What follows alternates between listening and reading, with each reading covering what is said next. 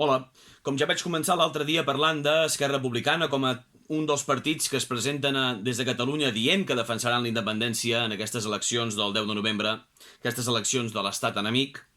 vaig dedicar el primer programa a Esquerra Republicana, avui parlaré del PDeCAT. Perquè en realitat el PDeCAT és el partit que es presenta a les eleccions espanyoles, no existeix una cosa anomenada Junts per Catalunya, és un avatar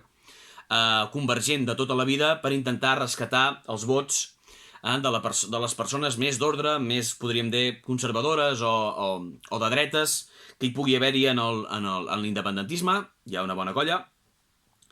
Intentar vendre aquesta imatge d'ordre, aquesta imatge de seriositat, quan en realitat la seva pràctica neoautonomista és una pràctica fal·laç, és una pràctica provadament inútil, però s'utilitza Laura Borràs, s'utilitza Míriam Nogueras per donar un nou aire, diguem-ne, a aquesta marca convergent, quan en realitat és la marca de sempre tutelada pels de sempre. És a dir, Junts per Catalunya no existeix. Existeix el PDeCAT, que és el partit d'Artur Mas, que és el partit de Marta Pascal, que és el partit de David Bonvehí, que és el partit de David Madí, que és el partit de Carles Puigdemont. Carles Puigdemont,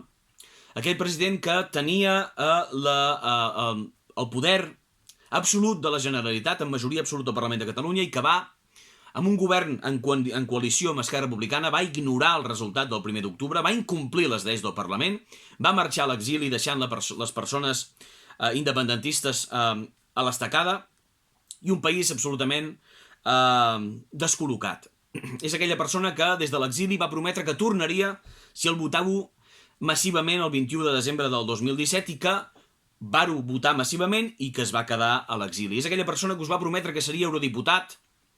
en les eleccions de fa uns pocs mesos i que molts ja varen predir que això era impossible, que no passaria, que no seria eurodiputat. Ell ho va prometre, va guanyar les eleccions europees i no és eurodiputat. És una persona que incompleix reiteradament i programadament les promeses que fa perquè està a les ordres, amb connivència absoluta amb aquests personatges sinistres, diguem-ne, del processisme més de dretes que hi pot haver-hi en aquest país. Per tant, ni votar Laura Borràs, ni votar Míriam Nogueras, ni votar tot aquest tipus de personatges és votar a un partit independentista, sinó que és votar un nou avatar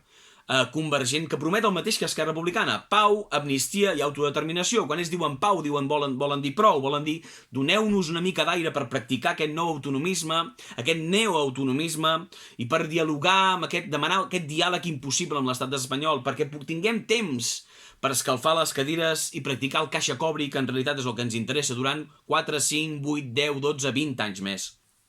Quan demanen amnistia, estan demanant que el PSOE, el PP, Ciudadanos i Vox signin un decret d'amnistia perquè els presos polítics que són hostatges de guerra de l'estat espanyol surtin de la presó.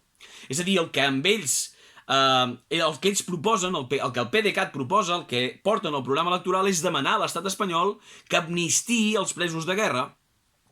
que li serveixen extraordinàriament a l'estat espanyol com a exemple per frenar el processisme, per intentar aflacar aquestes propostes i per mantenir-lo en el carril del pacte impossible amb l'estat espanyol. Per tant, quan proposen amnistia, en realitat estan proposant fum processista. No se'ls pot creure ni prendre's en sèrio aquesta proposta per part de qualsevol partit, i menys del PDeCAT. Quan proposen autodeterminació, estan ignorant el resultat vinculant del 1 d'octubre, estan traicionant la memòria del referèndum d'autodeterminació que varen fer el 1 d'octubre del 2017, que tenia unes lleis que van saltar-se, que tenia una llei del referèndum que van ignorar, que tenia unes lleis de transitorietat jurídica que van ignorar, i intentar proposar un pacte d'autodeterminació una altra vegada, amb el PSOE, amb el PP, amb Ciudadanos i amb Vox a l'estat espanyol. És a dir, proposen rendir-se i demanar a l'estat espanyol que signi un referèndum d'autodeterminació. A través de la rendició independentista, de l'oblit de l'autodeterminació ja exercida, proposen que l'estat espanyol perdi la partida i signi un referèndum d'autodeterminació vinculant pactat amb Catalunya. És a dir, estan demanant impossibles, estan jugant amb els vostres sentiments, estan fent xantatge emocional a tot l'independentisme, que se senti més conservador, que se senti més de dretes, per arrossegar a centenars de milers d'independentistes a les urnes per traicionar-los i convertir els seus vots independentistes en acció política processista, en acció política autonomista, en acció política del fracàs, en acció política de la misèria, en acció política de parlar sempre i en qualsevol ocasió en castellà al Congrés dels Espanyols, amb acció que consisteix en anar a veure el Borbó i donar-li la mà mentre somrius a la càmera. Qualsevol persona que es plantegi votar el PDeCAT a les eleccions espanyoles és una persona que s'ha de replantejar molt seriosament el seu vot i optar per una abstenció activa, una abstenció seriosa, una decència en l'abstenció que et deixi sense representació a qualsevol d'aquests partits, i en especial Esquerra Republicana i el PDeCAT. Visca Catalunya lliure.